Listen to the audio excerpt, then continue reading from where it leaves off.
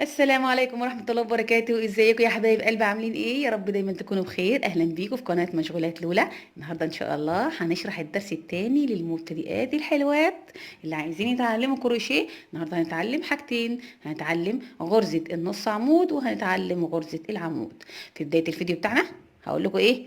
لايك، يلا يا بنات اعملوا لايك للفيديو ده علشان كل الناس تشوفه، وما تنسوش تعملوا اشتراك للقناة وتفعلوا الجرس عشان يوصلكم كل حاجة جديدة مع لولا. خلاص، يلا هنبدأ دلوقتي نشرح الدرس ده بكل سهولة، لأن الصعب مع لولا أسهل من السهولة. شعارنا هو الصعب مع لولا أسهل من السهولة، وما تنسوش اللايك. طيب، الدرس اللي فات إن شاء الله إحنا كنا شرحنا غرزة البداية، غرزة السلسلة، غرزة الحشو. خلاص، وقلنا إن غرزة الحشو بدايتها سلسلة بارتفاع سلسلة. اما النهارده هنشرح حاجات ابسط شويه ومختلفه شويه ونفس الوقت كلهم شبه بعض، بس احنا هنركز شويه ونشتغل مع بعض. وانا بشتغل امسكوا الابره بتاعتكم واشتغلوا معايا، وان شاء الله كل حاجه تكون اسهل من السهوله.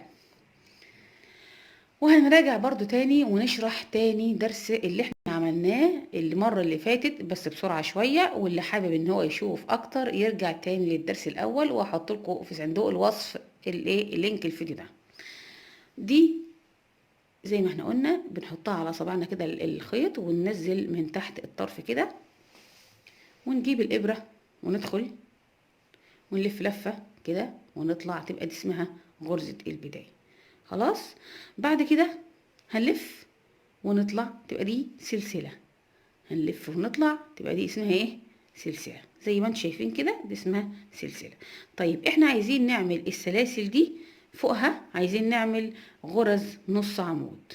خلاص، طيب شوفي اخر سلسلة دي اهي، هنرتفع دلوقتي 2 سلسلة اللي هو ارتفاع النص عمود. ادي 1 2، تمام.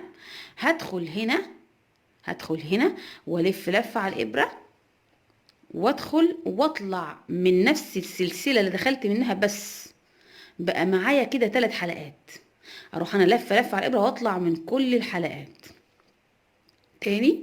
الف لفة على الابرة وادخل في السلسلة والف على الابرة كده واطلع من السلسلة، بس هيبقى معايا 3 حلقات. هلف لفة على الابرة واطلع من كل الحلقات تاني. هلف لفة وادخل في غرزة السلسلة والف واطلع من غرزة السلسلة بس اهو، وهلف واطلع من كل الحلقات. شوفوا بقى معايا تاني.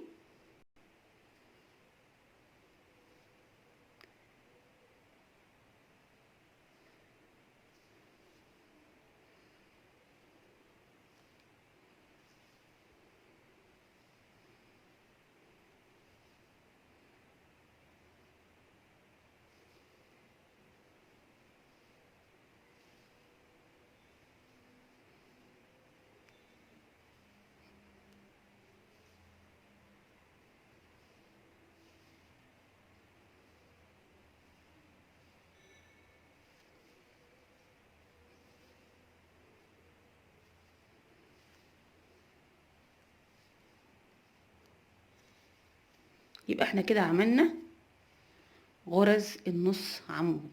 خلاص، المرة الجاية بقى دلوقتي الصف اللي بعده عايزة اعمله غرزة عمود بقى. خلاص، عايزين نعمل دلوقتي غرزة العمود. تمام، هنبدأ نرتفع بارتفاع العمود. ارتفاع العمود كام بقى يا بنات؟ 3 سلاسل فقط. خلاص، يبقى ارتفاع الحشو ارتفاع الحشو 1 بس سلسلة، وارتفاع نص عمود 2 سلسلة، وارتفاع العمود 3 سلاسل. ادي 1 2 3. ونلف الشغل كده مع بعض وناخد بالنا. طبعا ده العمود، واللي تحت ده مثلا العمود اللي تحته ماليش دعوه بيه، خليني ادخل في السلسله اللي جنبها على طول. فانا هدخل في الابره كده، هدخل الف لفه على الابره. ماشي، بصوا الف لفه على الابره كده وادخل في السلسله، في قلب السلسله دي. شوفي، شايفه السلسله؟ هدخل في قلب السلسله، شايفين؟ والف لفه على الابره واطلع من السلسله بس.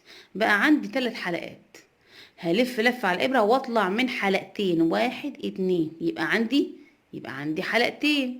هلف لفة على الابرة واطلع من حلقتين تاني، هلف لفة على الابرة كده خلاص، وهدخل في السلسلة وهلف واطلع من السلسلة بس. بقى معايا كام سلسلة، كام حلقة؟ بقى معايا 3 حلقات. هلف لفة على الابرة واطلع من حلقتين، وبعدين الف لفة على الابرة واطلع من حلقتين. شايفين؟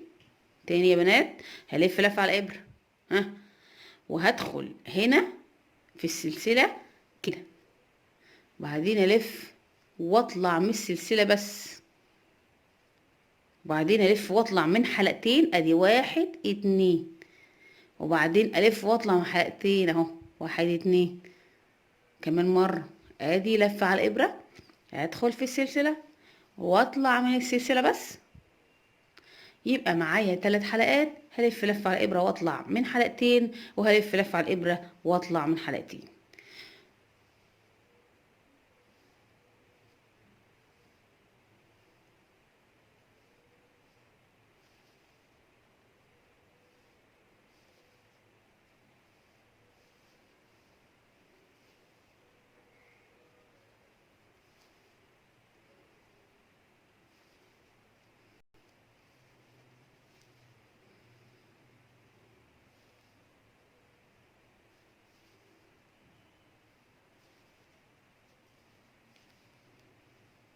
اخر حاجة طبعا هندخل في السلسلة الاخيرة ونشتغل عمود عادي.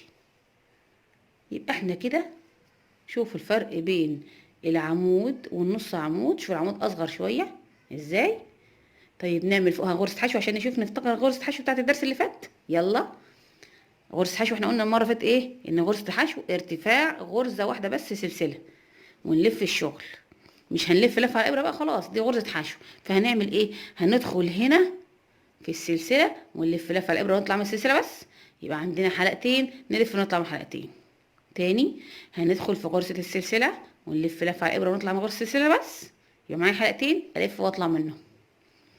وشوفوا بقى،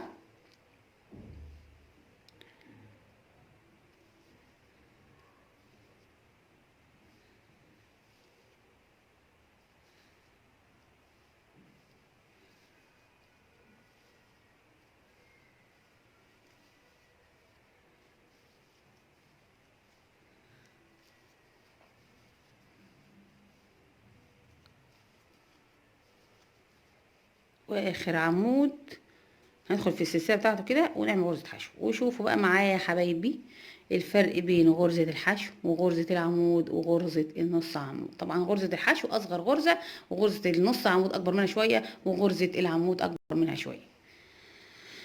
وبكده نكون احنا خلصنا الدرس بتاعنا النهارده، وتعلمنا ازاي نشتغل غرزة سلسلة، ونشتغل غرزة البداية، ونشتغل غرزة الحشو، ونشتغل غرزة النص عمود وغرزة العمود. وبالتوفيق للجميع، واتمنى الشرح يكون عاجبكم يا بنات.